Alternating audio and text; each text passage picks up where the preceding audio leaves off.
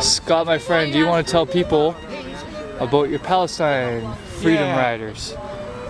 Last night, the Palestinian Freedom Riders, for the first time, got on en masse got on a bus to Jerusalem from the occupied territories. They wanted to go to Jerusalem, and they're not allowed on the bus because they're Palestinian, and they're not Jewish.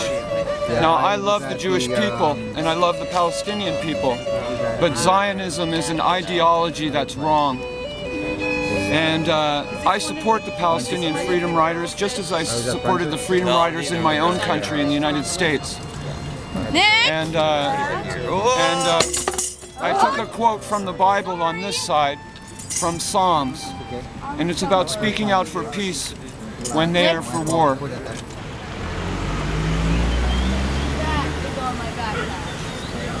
Right on time. Leading and partnering in our community to serve and protect. That doesn't sound right to me. That seems a little bit wrong. Diversity, maybe. But that's a lie. Hey, they brought some friends. Yay! Look at all these ruffians here. Can't have a gathering of people without having a police presence. God forbid they start talking to each other and gather and assemble. Oh no.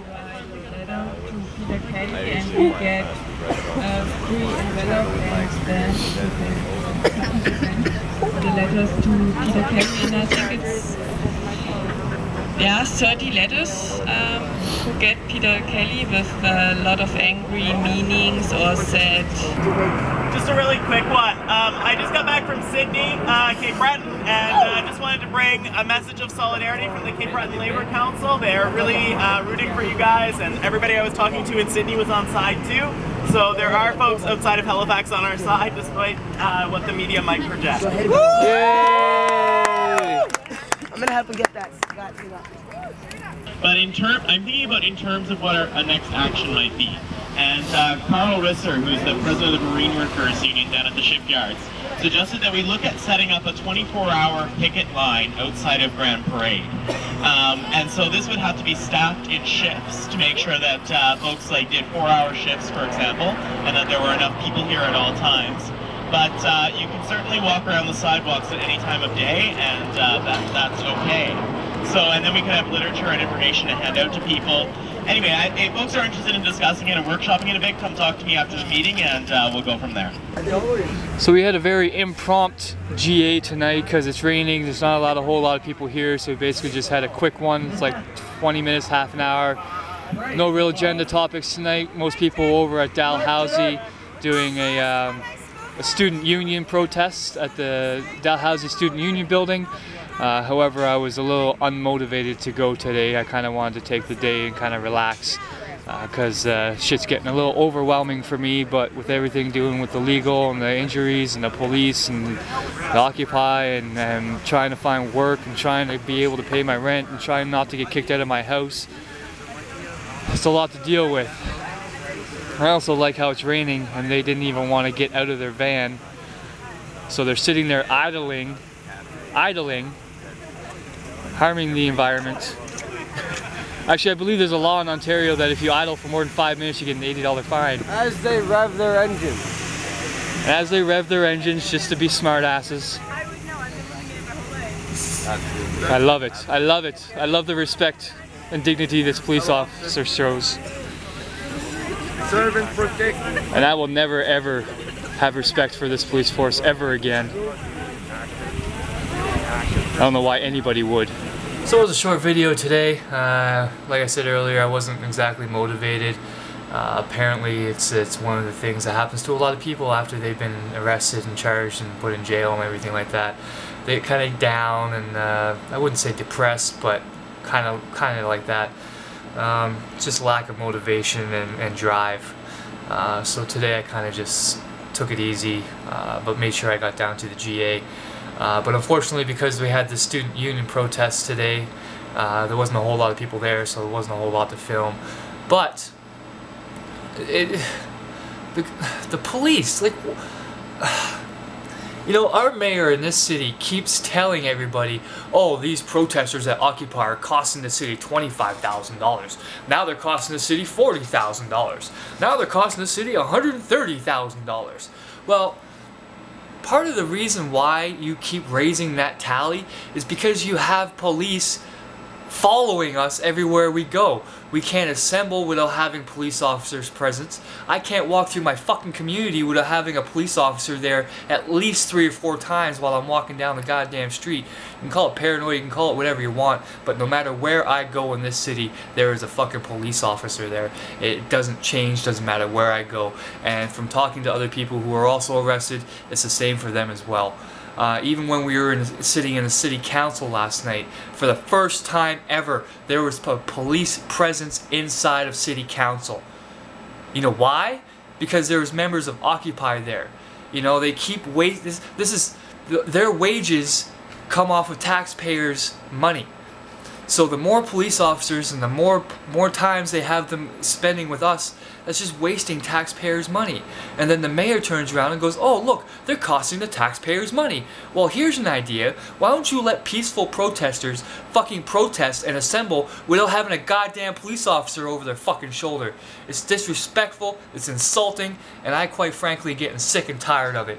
And if Mayor Kelly wants to continuously flip this shit on us, he's gonna look really bad because the complaints are starting to file in, the lawsuits getting built up. These police have no idea what's about to hit them. We have the labor union backing us, we have the Occupy movements backing us, we have pretty much half of the city backing us. And one of the problems with this whole Occupy movement, and I've seen it in every fucking city that it's involved in, it's creating a divide in people. It's one of those times in history where a social movement creates divides. Right now you have the people who are against Occupy, 100%. They think like we're a bunch of fucking bums and dirty hippies and you know, jobless, homeless idiots and uneducated and all this other crap. And then you have the other half of the city who's a completely 100% behind us and know what we stand for and know why we're there, and they're willing to back us up the whole way. So right now there's a whole lot of back and forth going on in this city, and you know, the fact that the mayor keeps coming out with these numbers about how much money we're wasting, well, take a look around your city. You know, they have police officers stationed no matter where we go.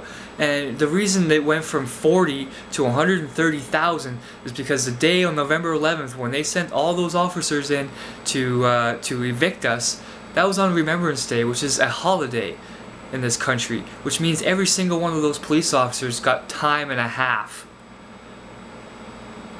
Like, it's so fucking apparent. And then they go around posting no camping signs here in places that aren't even parks, but they just want to fucking do it because they want to flex their muscles and show how big and powerful they are. Not to mention our mayor and city council created a whole new unit in the city. You know, you got your police, you have your parking enforcement, you know, your meter maids. But now they made a whole new enforcement. Park enforcement. They have all new trucks, all new paint jobs, all new decals. They have their all new uniforms, new badges and weapons and all that shit. A whole new, completely brand new enforcement unit. And tell me how much that fucking costs. Just to enforce a bylaw about not camping? You create a whole new fucking unit to enforce the city with? Come on, man.